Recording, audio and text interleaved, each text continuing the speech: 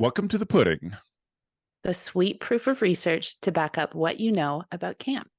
Hi, I'm Dr. Mandi Baker. My pronouns are she, her. And I am Travis Allison. My pronouns are he and him. And we want to welcome you once again to the pudding, where, as Mandi said, we're talking about the sweet proof of the research that exists about the camp industry. And we're grateful for the feedback we've already had about episode 1 that came out in the Camp Hacker feed, and are looking forward to doing many more. We have a bunch of these recorded. We did want to take a step back in this discussion today, to just talk about even more about what research is, what it's like, what are the different kinds of research. So Mandi, what do we need to know when we think about if people like me are damaged by college education and having to not just take stats courses, but just having to do research projects of their own and basically read a lot of research. How do we bridge that gap between the work that we do, the studies around it, and what we need to know about how people are looking at the work that we do? Yeah, I mean, part of the reason why we're doing kind of a jump back today is I woke up this morning remembering something that we didn't talk about last time and thought it was pretty important to talk about it. I realized that camp professionals and parents and staff out there who are coming to camp research would definitely benefit from having a bit of a mini session on how research works. And so I'm inviting you to climb inside a nice warm tub and soak in the warmth of camp research for just a few moments, hopefully take some of that tension away and form a bit of tenderness towards research by unpacking some of the key ideas that make research what it is and make that different than, say, a Google search or how you decide to buy the fridge that you want to buy.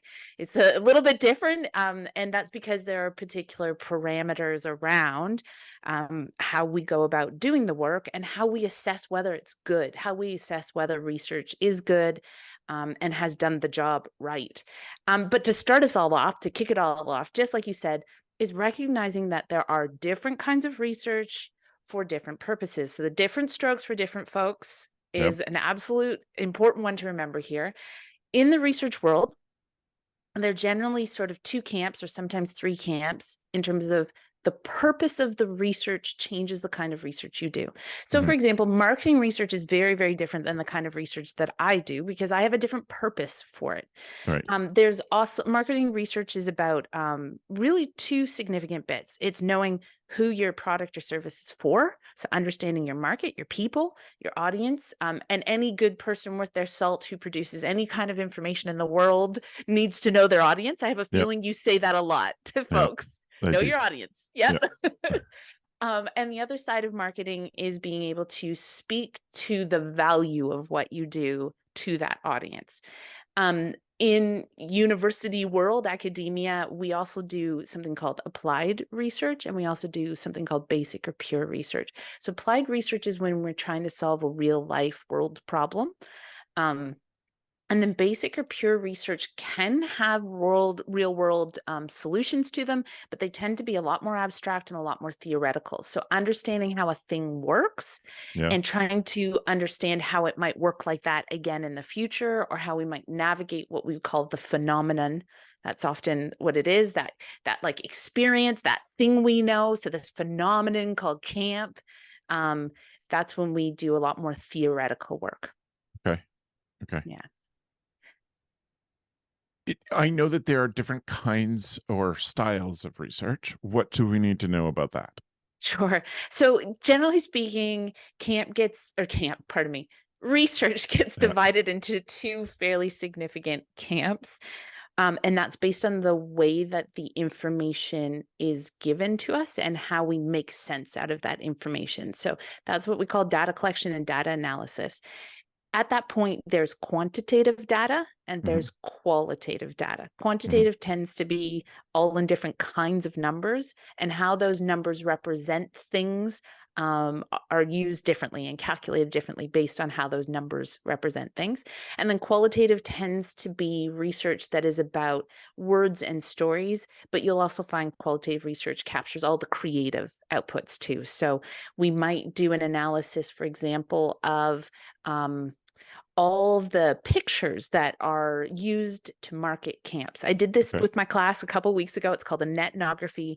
And just for a bit of fun, I told them to go to their home camp and take a screenshot of the picture of their home camp. And we talked about the kinds of images and the kinds of people that are being used to represent the camps. So we had an analysis of, what is the stereotype of who goes to camp based on how we market camp. Because that definitely shapes our expectations about who's invited and who's welcome and who belongs and who matters in camp space. Yeah. And that shapes behavior. So whether somebody was going to sign up their kid or not, if you don't represent somebody that looks like that person, there's a chance they'll go, well, this isn't for us. Yeah. So qualitative research captures a lot of creative, interesting stuff. Yeah. Yeah. Usually story-based or storytelling. Great.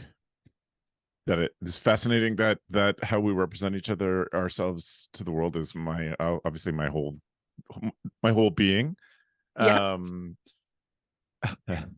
You should come and have a look at our netnographies. Like we're doing some really cool stuff and really fun stuff. We equally analyzed the motto, tagline, or mission statement of all of those camps as well. And so then there can be conversations about how that story is told. Do those stories line up with the pictures? Right. So, but we're getting a little off track. So let's go back to quant and qual. Let's go back to that for a second. Yeah. I know we've talked about it before, but I think it's worth saying, as a general rule, people assume that quantitative or numbers are much more accurate and valid or worth paying attention to more than stories. Yes. That is an old debate, which unfortunately still lingers because the debates and the progress that we make often within the university or the academy don't necessarily translate or ripple out quite to the extent we think they ought or they should have. Yeah. So just a reminder that even to this day, when I'm working with, say, government or like businesses, they've gotten themselves into habits of believing numbers and numbers first versus stories. And so there's a couple things I want to say about this. They are two different sides of the same coin. It's about collecting information, analyzing it, and then being able to say with confidence what we learned about a thing. And that confidence extends to decision-making for that person, the person who's collecting the information. So that's, go ahead. So help me with this. I mean, I get why quantitative is easier to understand and easier to get. I mean, it's easier for everybody to picture. It's faster. I hope. And as you say, that's just cultural. That's true. Qualitative stuff, how do researchers learn from the stories? Like, how do we pick out the lessons, acknowledging? Now, I think we don't acknowledge, back to my limited research, but I went to a research university and was involved in some pretty serious research when I was there. We have to acknowledge that even quantitative research has biases. I think the biases, qualitative research, I think that acknowledging the bias sometimes makes us devalue qualitative research. You know what I'm saying? Yes and no. We don't acknowledge enough bias in quantitative, and we over acknowledge it in qualitative. So how do we learn from qualitative in particular? I'm gonna agree and disagree in the two halves. This is what makes our conversation so much fun. So quantitative definitely has bias. Let me tell you a little story. I love a good story to explain these differences. I am gonna say this though. I disagree that by telling people about the bias of qualitative makes it sound less credible. In fact, not telling people what the bias is almost dishonest because you're not telling people the context and the perspective and the kind of what you were looking for, because we kind of know you will find what you're looking for.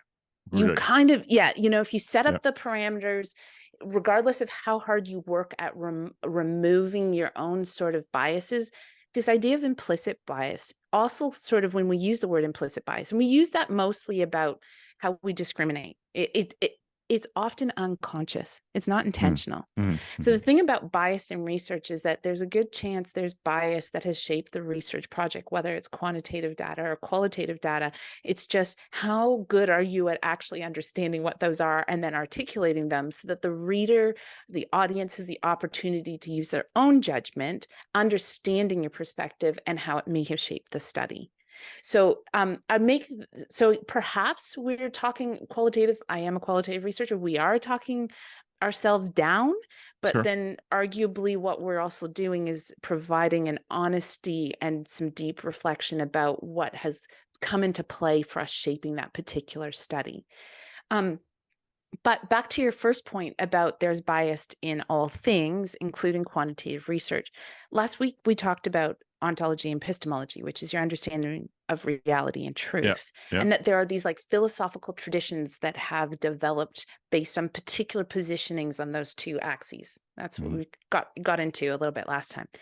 The quantitative research is largely held within positivist philosophies that assume that the researcher is objective, and it's Right. an assumption that is so universal that they don't even speak to it. It's this is the assumption that is supposed to be just, even if you read a medical article, unless they tell you that they're not objective, they're assuming you know they're being objective. Mhm. Now, this is a fun debate that's happened in our household a few times. My dad comes from what we call the hard sciences, and I come from the social sciences. So he Yeah. has more of that medical science background.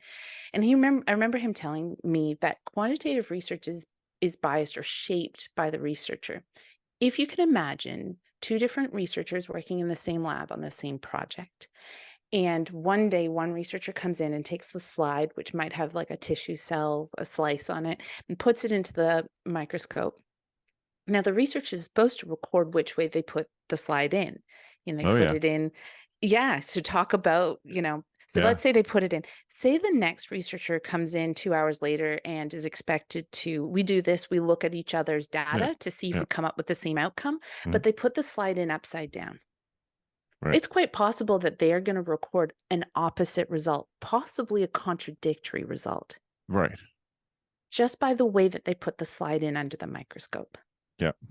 So it's not the intention to create bias or to Mhm. shape the outcome, but just your position physically. This is, I know, metaphoric, but physically, the position in which you place the data is going to shape the way that you see it differently.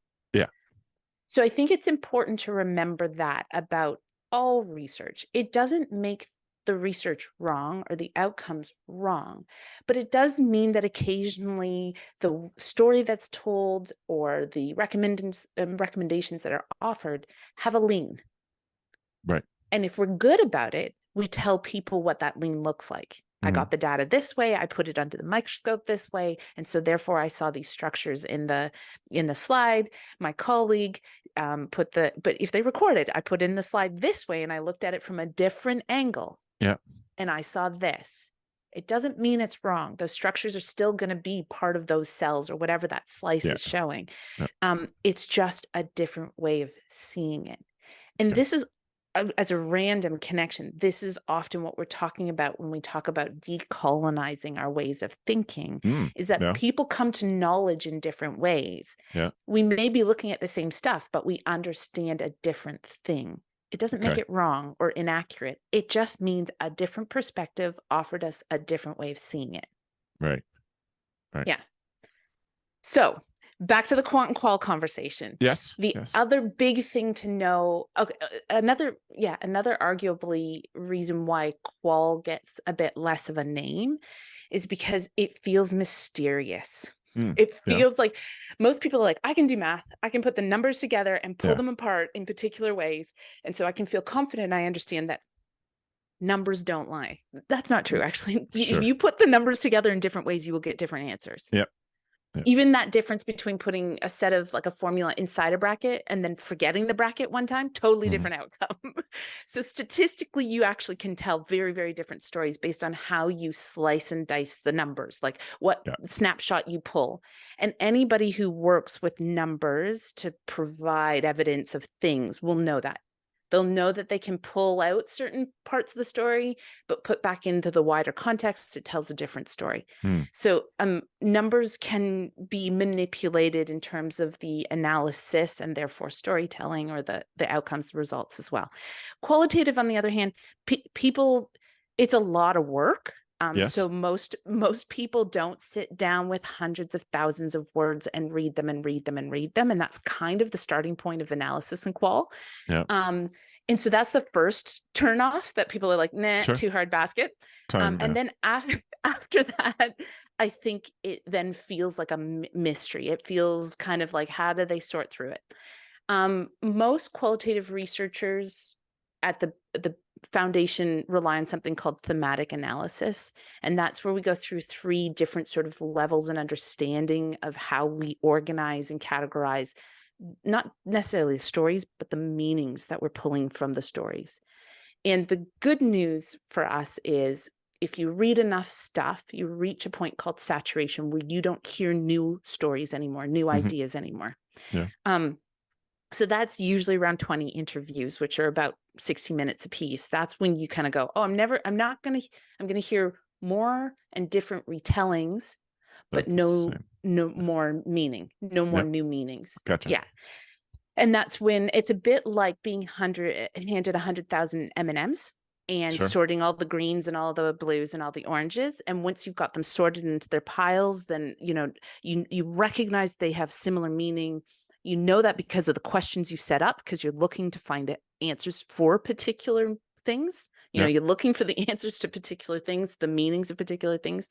And then the more that you kind of spend with it, the more you go, yep, all these stories point to the same kind of experience, the same kind of meaning. So it sounds a little bit loose on the edges, but as we go, it gets sharper and sharper and sharper. And then we can turn around and hopefully write something fairly short and punchy, although that's in the academic world. So that's still tens of thousands of words, or, thousands of words, to share that story back to folks about, once we looked at all of this and we could bring it back to a sharp point, these are the things we found out. Right.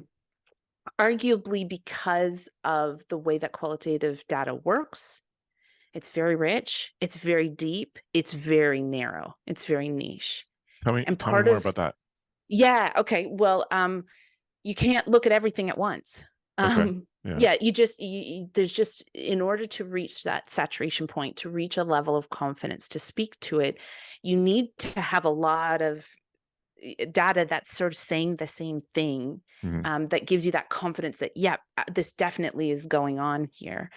And so by consequence, you have to set the parameters really, really narrow, because you have to just focus in on something sharp. Quant does the opposite. Okay. It's very broad, Yeah. but very shallow. Okay. It can't get deep. Numbers can't go very far. So Right. as an example, numbers are often done by survey. And it's kind of a tick the box on a scale of 1 to 5. How much do you agree with this statement? Yeah. Yeah. That's called a Likert scale. It's a solid, tried and true tested method. It's been seen a zillion times, which is a good thing for us as scientists. We go, oh, that tool works. That tool works. Good. Let's use that tool. Don't reinvent the wheel. This is a good tool. It works. Numbers will tell you how much somebody agrees to a statement or not in that moment, in that time and place. Right. Qualitative will get somebody to tell their story of that sentiment. So on a scale of 1 to 5, how happy do you feel at camp right now? Yeah. Okay. Yeah. That's a quantitative question. A qualitative question is, describe to me how that happiness feels and why it's happened. So we can go deeper. We can start digging into the phenomenon. And the nice thing about the story part, I find, I'm qualitative, I'm biased, is that I can keep asking questions. So as somebody tells me their story, I can keep prompting and probing, and my curiosity can let us go deeper. Yeah. And my curiosity is hopefully very well informed, because I've read a lot of literature, I've done a lot of theory. So I'm coming in with all these layers of knowledge. And when they go, well, actually, my favorite bit is when we threw rotten tomatoes at each other, that made me the happiest. Then I can go, well, tell me more. I can be looking for things like, does a little bit of naughtiness or mischief make kids feel great? Because it kind of does. Sure Breaking does. these rules. Yeah, like a food fight. My goodness. I listened to 3 children, on a car ride this weekend talk about, like, how you get to do food fights when you get to high school. And Oh, I couldn't burst that bubble because I was like, right. "This is delightful." I was like, "Yep, Yeah, you guys have a couple years before you get there to find out how actually no, um, right. but for this moment, if that's what you wanna believe, alright." That Yeah, was really quite sweet. So, yeah, I mean, that's what qual lets us do is we can keep kind of digging at the meaning behind the meanings and the ideas and go. But as you can see, you're going down rabbit holes, so you it's kinda sure. have to stay on track. You have to Yeah, stay on track, otherwise you get too much random that you can't make sense out of later. yeah, yeah. So when we think about research, how do we pick who we talk to? Who do we know? How does this? Who do we know whose opinion matters? Yeah, these are good questions, and they're important ones. When we're setting up a study, we draw kind of a boundary line over and around who is going to be the best to answer those questions. This is something called sampling or sampling technique, and Mhm. it's what we do to create our research population. These are the 12-letter words that go with research. Yeah. What we're looking for are people who are going to speak well to the phenomenon we're trying to find out about. And we set up those expectations right from the get-go. Those expectations are set up in the research questions, even like right from the outset, we need to know who it is we want to talk to find out more about a thing. So, as an example, if I want to understand better what it's like to be a camp counselor and to use your feelings as part of your work, I want to talk to camp counselors. Mhm. But I recognized when I did that study that camp counselors may not always have that big picture view of how that works. So Yeah. then I spoke to their managers and the camp directors as well, because they have a different perspective of how that works. If we want to understand how children experience the outdoors, we need to talk to children, not their parents. And research will show you that parents have a totally different interpretation of their children's outdoor recreation than children. It's one of my favorite chapters by a friend, Erin Sharp, and her colleagues, and my favorite quote is, "I could feel the wind in my hairs." I mean, who Yeah. has hairs plural? Like, no, Yeah. I don't remember when my hair was plural and I felt individual follicles, but kids do. You know, Sure. kids live a bit more in the present, are a lot more mindful. And Yeah. that study specifically showed how they peeled back the adult Right. layers of meaning. Right. They had really worked at it. They worked really hard to pull back the researcher adults' meanings, the Yeah. parents' adults' meanings, and really to understand children. And for that, to that end, in qualitative research, often we work with children in play and through art, as well as interviews and that kind of thing, because they just talk and they talk so wonderfully and honestly and so sometimes differently than adults. So Yeah. yeah. So That we work out that population. Yeah. Yeah. Just your hair story reminds me of something. One of my favorite profs his research was done in the late 60s.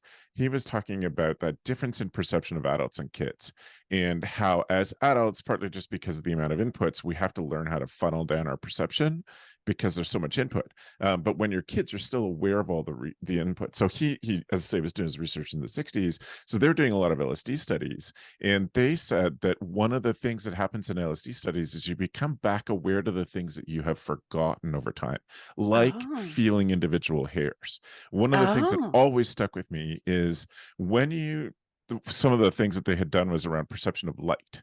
And Hmm. one of the things that you can apparently do as a kid that you just lose is that when light bounces off around a corner, when you're a kid, you can perceive the refraction of it. Oh, So you can see the rainbow. If it's just light hitting a certain thing at a right angle around a corner, you can see the rainbow as that light's refracted around a corner. that's so But cool. you lose that, and then they do LSD studies, and people are like, "Oh yeah, I remember. I used to be able to see this." And so, thank you. Thanks for an opportunity to tell that, but remind me of that story. But it's just an interesting That's thing, brilliant. especially in this business, to think about the value of the perceptions of children. Yeah. That to me is Kids really exciting. kids experience camp differently.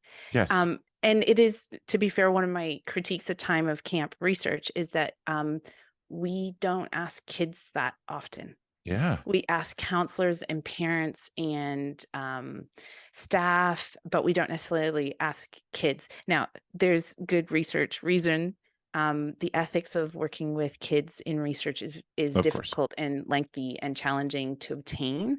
And I think when we're under so much pressure in the academy, the culture is called publish or perish. It's Right. terrible.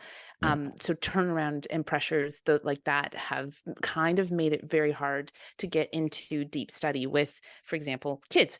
But kids and how they see and understand camp, maybe that needs to go on the agenda. Yeah. Yeah. Yeah. Yeah, because who knows? But Writing I down right expect now. their stories would be very cool. Yeah. So, I mean, part of the reason why we set boundaries around the population that we work with, one of the important ones is this idea of generalizability. It's the idea that if you study a particular population, can you then speak to the bigger population? And most quantitative studies are very concerned with this, and they will look for something called a representative sample. So, a group of people that represent the diversity on a whole bunch of different criteria of the broader audience that they want to speak to. Qualitative research, because we are in niche work, we don't worry nearly as much about that because we can't. It's kind of an impossible task. So a lot of qualitative work will be very niche, tight, small population groups Yeah. that may or may not represent that diversity. If diversity is an important part of the study, they may only look for that particular diverse group to speak to it. And then, unlike quantitative research, which is often, generalized and then can be said, well, if it's true for these people, it's true for all of these people. Qualitative say these are the lessons that we can learn from this and look to apply with other populations thoughtfully or intelligently. So, I mean, that's one of the big and important things, and part of why we wanted to have this conversation today was to remind folks that different styles of research are done for different reasons, but they don't necessarily offer you a single golden Willy Wonka ticket Yeah. answer Yep. that can be applied everywhere or universally. And these are some of those, again, problems that show up is when research is interpreted into, marketing output or narrative, when it's shared back into the world. Often the findings and the dynamics and the subtleties and the nuances of those findings are flattened Yep. and they're taken out of context. So it doesn't mean that the information you're getting is untrue, but you no longer know what the context of its truth is, if that makes any sense. So when you see little snippets or that says camp is this, my reaction is always, okay, within what context? What are the Yeah. parameters? How does that connect? How can I look at it from the perspective in which that was true so that I can draw away the learning from it to put it into a different context or into my particular operating context. And that's when we talked about the idea of using proof, pudding and Yeah. proof. Yeah. Yeah. Yeah. It was to do it with tongue in cheek, Mhm. but to remind our listeners that there is no singular golden answer. There is good information that you can use with confidence, but knowing its context will help you interpret it into your own. Right. Mm. Right. Okay. I want to wrap up with one question now that we have I don't know how I'm thinking of it, but we've torn apart what research is and what it can be, and what we have to think about.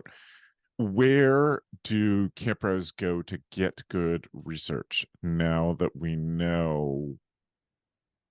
I think the purpose of this very discussion is to say research, as you say, not the golden ticket. It doesn't answer everything, but still, we need research to do our job well, I believe, or you and I would not be having this conversation. Where do we go to find the right stuff? Absolutely. Yeah. Look, I think research gives you confidence in backing you up on the things you're doing well and in giving evidence to it. It gives you confidence in decision making and running your camps and calling the shots.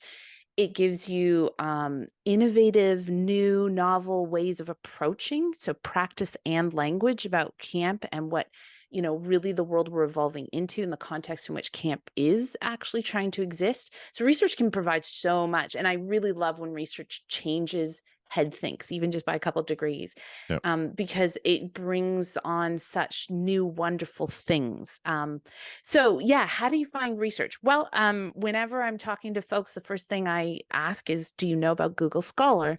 It's a search engine that is run by Google and uses the same intuition as Google, but it's a database that is extremely wide throw of the net on academic publications. Um, so you don't have to learn some special database language and plus Right. symbols and so forth. You Search that, just, you know. yeah, Yeah. yeah, just search the way that your brain is used to, if you're used to that kind of Google search intuition. Um, it will show you a ton of answers, and you can use the advanced search tool. The problem with Google Scholar is if you don't have access to academic databases, you'll see that a lot of them are locked. So what you can do is you can access abstracts. You can read the little blurb about the study and decide whether or not it's worth pursuing getting the article. If it is something you want to do is get the article, then you can sometimes write directly to the researcher. I've definitely had people write to me, and I send them the published copy. Yep. And there's also a few other things like ResearchGate and academia.com. These are different platforms that researchers will upload what we call preprint. So it gets us around some of our copyright, and you Sure. can get access. Yep. The other thing is to look for journals that speak to your field, in this case, camp, that are open access, which means that they don't charge any fees for you to reach their publications, where a lot of academic journals are behind paywalls Mm. that university libraries pay for. So academics, if you know somebody who works in a uni or as a student, then Yeah. maybe they can pull it for you. Yeah. But finding journals that don't have paywalls, it's becoming more and more common. Some researchers will pay for their access to be free. So my university might pay a fee so that my journal article is always free and open for anyone. In particular, the Journal of Youth Development is open access, and it publishes great stuff on camp all the time. I was reviewing an article just last week, and I'm so excited for the world of camp to get their hands on it, because it's all about doing DEI and doing Yeah. it well and who's doing what. And it has so many good ideas and such good explanation, and it's good structure about how to go about doing it at camp specifically. So watch out for that, because that one should hit the ground. We can talk more about it when it hits Yeah. publication in Yeah. another couple of months. Other sources of finding good research, often governments will produce what we call white or gray literature. They're short reports that summarize stuff that's going on in a particular industry. Knowing how big camp is financially in North America, you would expect that provincial, state, and sometimes federal reports will be made. You can also look at peak organizations like the American Camps Association. They produce a couple of reports. They're quite significant, at least once a year. So the most recent one that came out, there was one a few months ago that's called the Summer Camp Impact Study. But the most recent one in the last couple of weeks was about like the economics of the camp market. So what families have what money and Yeah. are able to pay in going to camp. Other things are researchers will write for things like the Camp magazine. That's an ACA-run publication. Camping magazine. Sorry, camping. Yep, that's the one. Yep. And you'll also get little snips here and there of different things. The way that I encourage people to assess the quality is to look at who's the author. And look up a bit of their background. Something like Google Scholar actually has scholar profiles that are linked, so you can look at that and see how much they're producing and what kind of topics they're dealing with. Hopefully, if they've got a few letters after their name, then they've been research trained and they've embraced some of the ethics that go with doing research, because we are quite bound by research ethics, as we should do. Yeah. And the other thing is to always kind of go, and who was this produced for, and who was this produced by, or who was this funded by, just to get a sense of the perspective, like the narrative that is being shared. So it's just a reminder to just be thoughtful when you engage with information, and understanding its purpose, and not assuming that it was uniquely written for you in your camp right then, that you might have to modify and interpret as well to take it to be used right away. Yeah. That's great. Well, Mandi, thank you for spending time on this and giving us some foundations for the rest of the season. Apparently, I'm grateful. Yeah, pleasure. If people have follow-up questions and want to Mhm. dig into qualitative and quantitative with you and spend some good time Yeah, in discussion, let's have how can some they get in debate. touch? Yeah, absolutely. You can reach me at getlamped@gmail.com. That's just like a light, GETLAMPED @gmail.com. Perfect. And if you have suggestions or specific topics that you would like us to cover in this season or the next, I assume there's going to be another season of this, then please get in touch with me, Travis at gocamp.pro. Again, thank you for the feedback on our first episode. We look forward to any feedback that you have, anything that we can do to make this as useful as possible to you. And if you didn't know, now you know, Camp Pro.